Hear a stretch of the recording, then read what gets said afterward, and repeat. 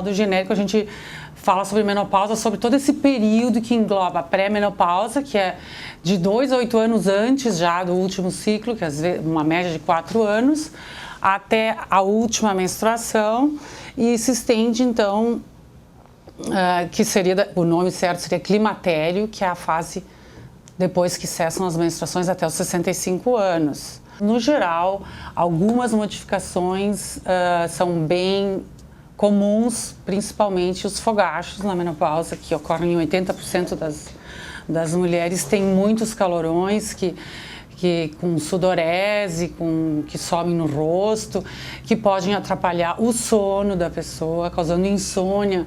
Eles podem atrapalhar o dia a dia da pessoa e se repetirem bastante, principalmente em situações de estresse. E tem mulheres, então, que acham assim, isso uma coisa praticamente insuportável e tem muita dificuldade em conviver com os calorões. E outro sintoma muito comum começa a ter a queda da massa óssea. Evidentemente que uma das vantagens de fazer o exercício é fazer a fixação do cálcio. Mas o mais importante era você ter começado a fazer esse exercício antes, mais cedo. Para quê? Para fazer um banco de osso. Adolescentes que sempre fizeram esporte, sempre praticaram, que era 3 ou 4 vezes por semana, não estou bem lembrada, aquelas mulheres tiveram menos câncer de mama do que as que não se exercitaram durante toda uma vida. A osteoporose, melhor dizendo, ela pode ser responsável por fraturas que ocorrem nas pessoas de idade mais avançada. Às vezes essa pessoa não teve um trauma tão grave, mas ela sofreu a fratura e aí ela caiu. Não é ela caiu e quebrou. Muitas vezes ela quebrou e caiu no chão. Para rastreamento de osteoporose, o exame padrão ouro é a densitometria óssea, né? Que, como o nome mesmo diz, densitometria óssea, é um aparelho que é capaz de medir a densidade do osso. O que as principais entidades da área recomendam é o rastreamento com densitometria óssea iniciar aos 60 anos.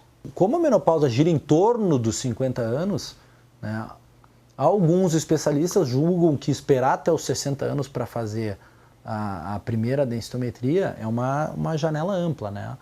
Então, o recomendado é a partir dos 60, né?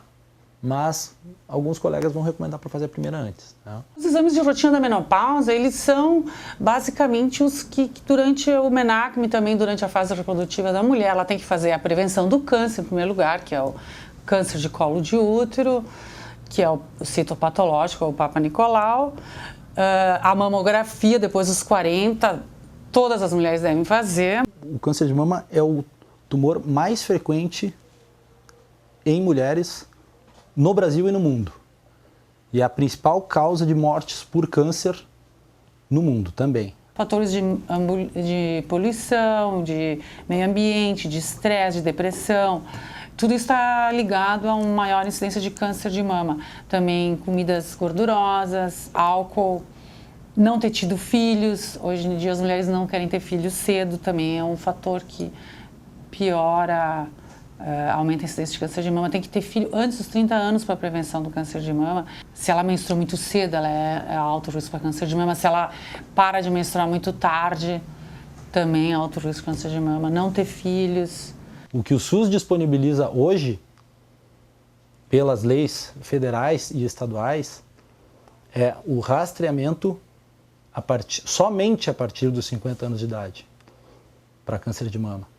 E ainda estudos demonstram no Brasil que cerca de 30% a 40% dos cânceres de mama ocorrem em mulheres antes dos 49 anos. Ou seja, está se fazendo uma economia que não pode dar certo, né?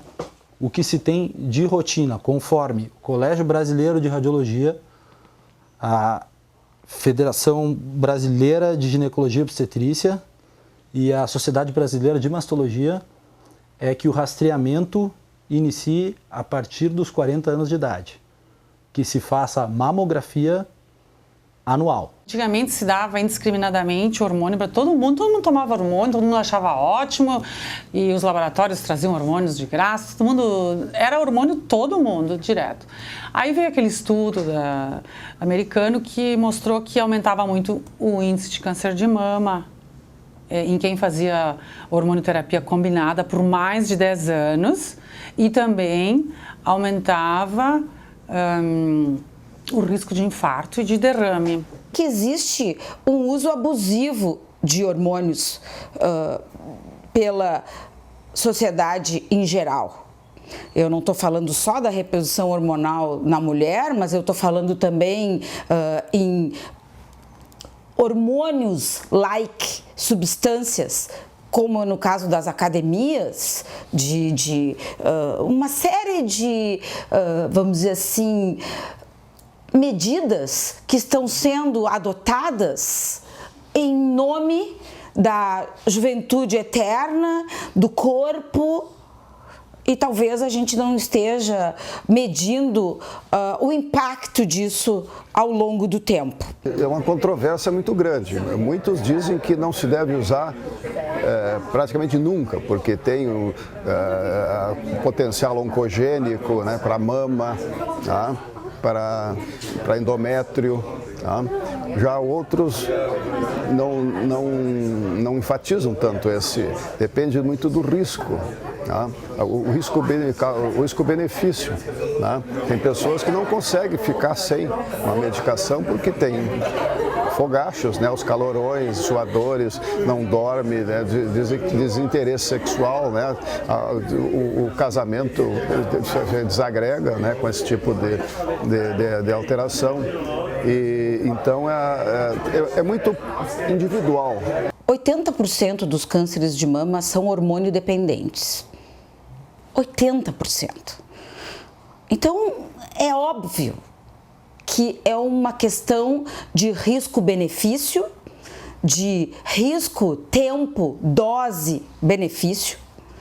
E isso não existe mais nenhuma, vamos dizer assim, controvérsia a respeito disso. Eu acho que tem que individualizar os casos, se a pessoa não tem alto risco para câncer de mama, se a pessoa não tem histórias de tromboembolismo, então, se ela não tem problemas disso, nem de não ter histórias de infarto, de derrame, ela poderia usar hormônio um período de tempo. E aí o que se faz? Se dá o mínimo possível e depois a pessoa vai largando devagar aquilo, que nem uma paciente me falou, eu vou ter que parar com a minha mamadeira, né? Ela vai tomando em dias alternados, depois ela vai tomando um dia sim, 2 dias não. Porque se ela para abruptamente, voltam todos os sintomas. Tem que parar muito devagar e mesmo assim, tem pessoas que tomam até 60 anos, param, tem calorões, tem que parar muito devagar. Então, como tudo na vida, quando a gente determina ou pensa ou discute a indicação de terapia hormonal na pós-menopausa, a gente está colocando numa balança os benefícios em relação aos calorões, aos fogachos, à irritabilidade, a alterações de pele, de cabelo e os riscos. E toda vez que os benefícios forem muito superiores aos riscos, a gente acaba recomendando ou não contraindicando que a terapia hormonal seja utilizada. Tem pacientes que vão com queixas assim, às vezes professoras estão dando aula, começa aquele suador, aquele mal-estar, não dorme de noite, alteração do sono. Nas pacientes que não têm risco de mama, de câncer de mama ou ovário, e estiver se sentindo muito mal, quando inicia a menopausa com essas pacientes que têm muitos fogachos, os tratamentos alternativos, eles não funcionam bem. Eu vou usar hormônio por um tempo curto, porque em geral os calorões, assim, 6 meses a paciente não tem mais. Então, assim, por que eu vou deixar aquela pessoa num desconforto total 6 meses? Porque a gente tem que pensar também na vida do paciente, não pode não poder nem conviver, ter uma vida insuportável. Depois que não está tão aguda, esses nossos métodos alternativos, até como antidepressivos e outras substâncias, resolvem muito bem. Todos esses ditos sintomas da menopausa, calores, os fogachos, né? Vagina seca, insônia, dificuldade de perder peso.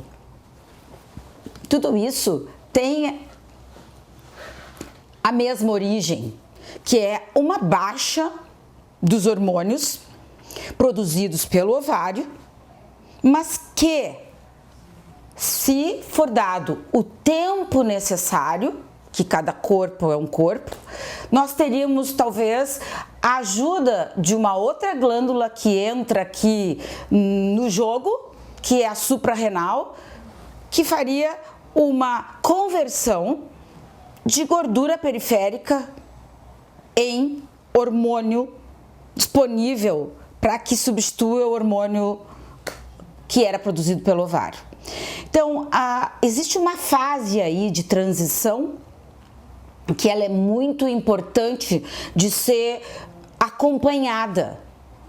E que se você for para a reposição hormonal, você vai estar adiando essa fase de transição.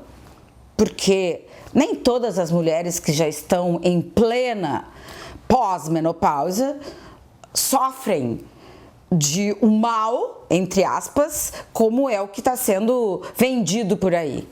E eu estou tendo a oportunidade de passar por essa fase, porque existe muita coisa que a gente lê nos livros e outras coisas que a gente vive, né?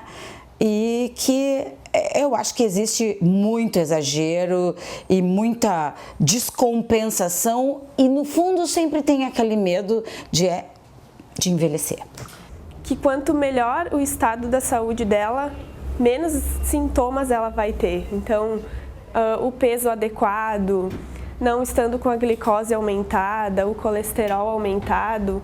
Alivia muito os sintomas de menopausa, o exercício físico, emagrecer e se exercitar. Então, estes produtos são produtos naturais, eles não agem da mesma forma que os medicamentos, a gente precisa ter um uso mais constante para ter um efeito deles. A gente tem o óleo de linhaça. Ele possui lignana, que é um composto que seria como um fitoestrógeno. Ele auxilia a diminuir os efeitos da menopausa. Temos o óleo de prímula também, que atua de uma forma parecida. Maca peruana, que acaba auxiliando, aumentando a libido, né? A amora e o germe de soja. Ele possui isoflavonas, que é como se fosse um hormônio natural, que automaticamente, né, vai também auxiliar, amenizando os calorões. O borragem também acaba sendo um óleo. Eles acabam também atuando no metabolismo das gorduras, né, evitando que elas formem placas nas nossas artérias. É importante também que vocês saibam que estes produtos não necessitam de prescrição médica. Então, sempre procurar a orientação de um nutricionista, que é o que acaba atuando mais nesta área.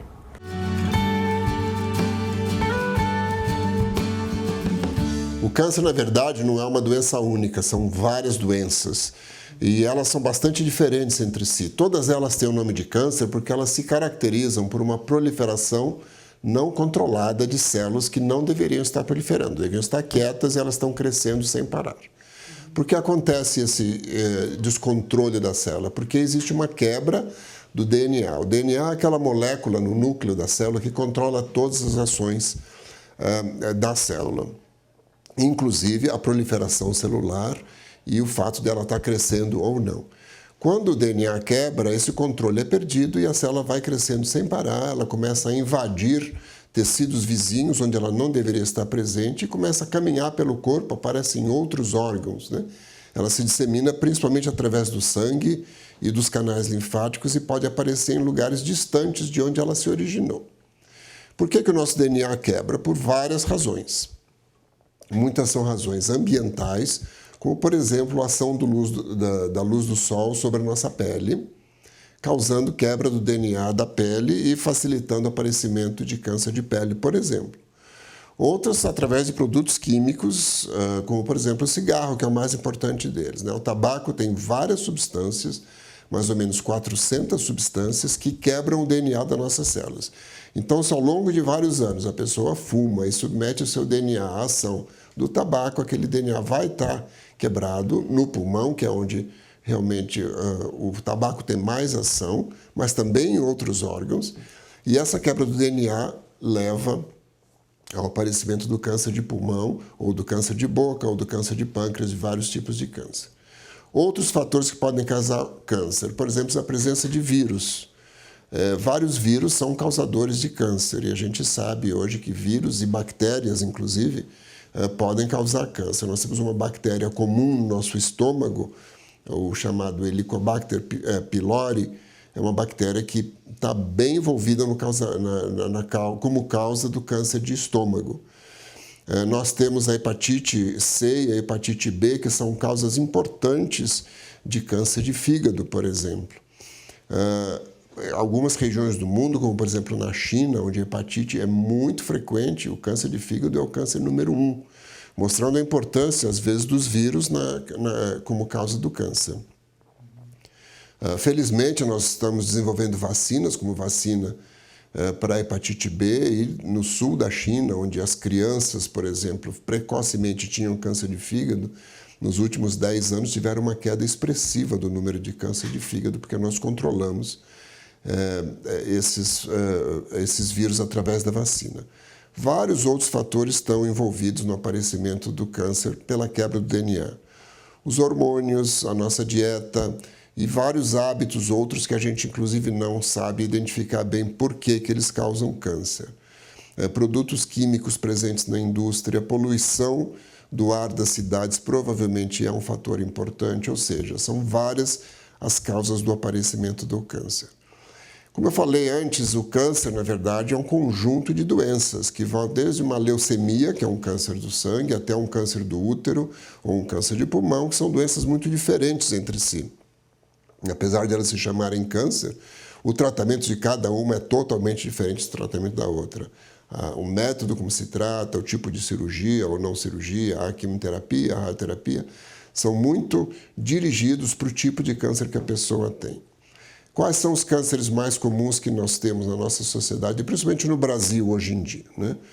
Entre as mulheres, o câncer de mama é o número 1. Nós temos no Brasil aproximadamente 52 mil casos por ano novos de câncer de mama.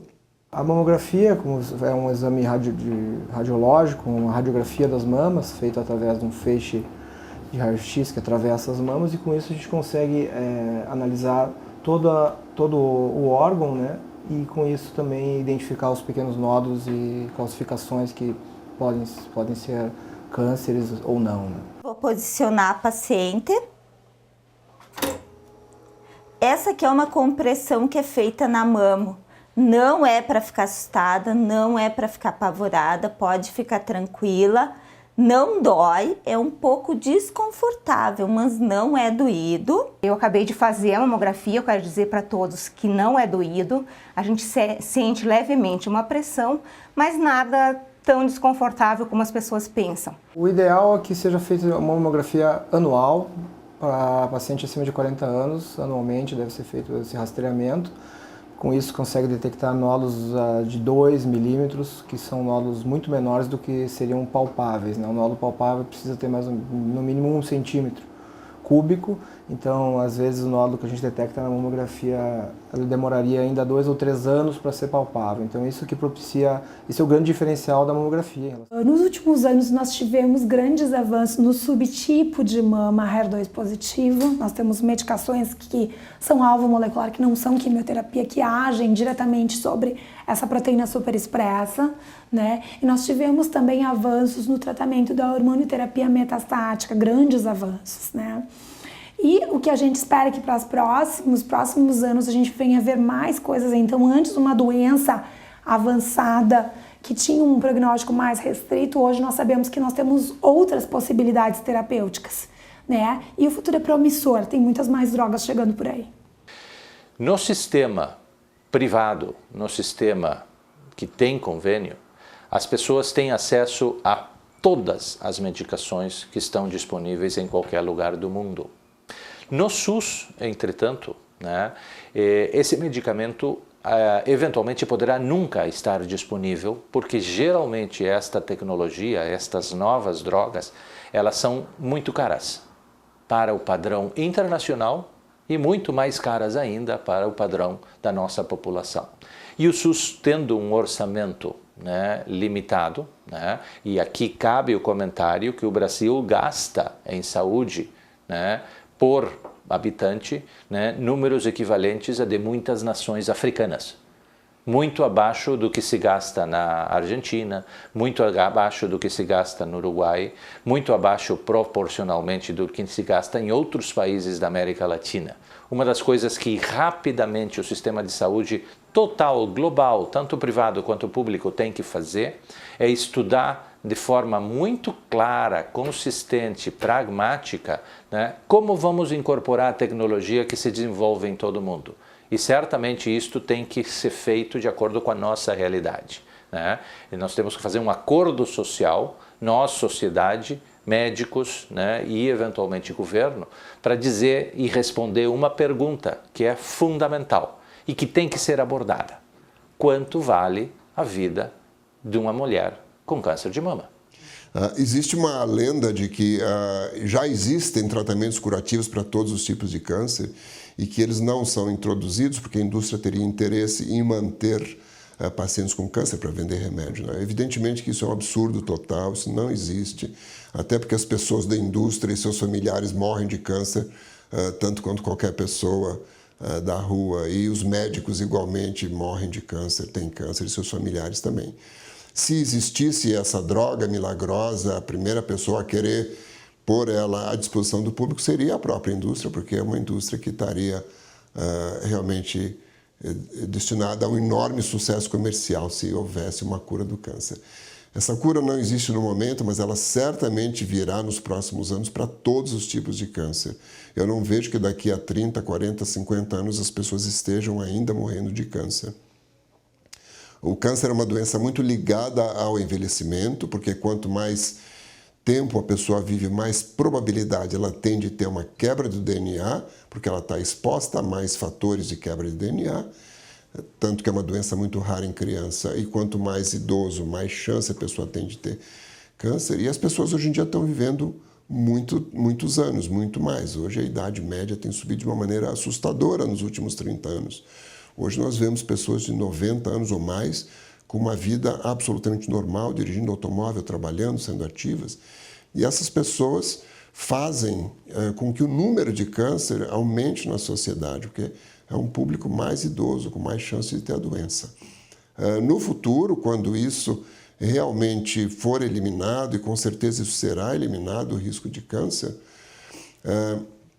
as pessoas provavelmente vão morrer de desgaste dos órgãos em geral. Quer dizer, o nosso coração ele tem um tempo de duração pré-determinado pela natureza, assim como o nosso rim, nosso fígado, que vão se gastando, como qualquer automóvel, por exemplo, que ao longo dos anos vai gastando suas peças, vai se deteriorando.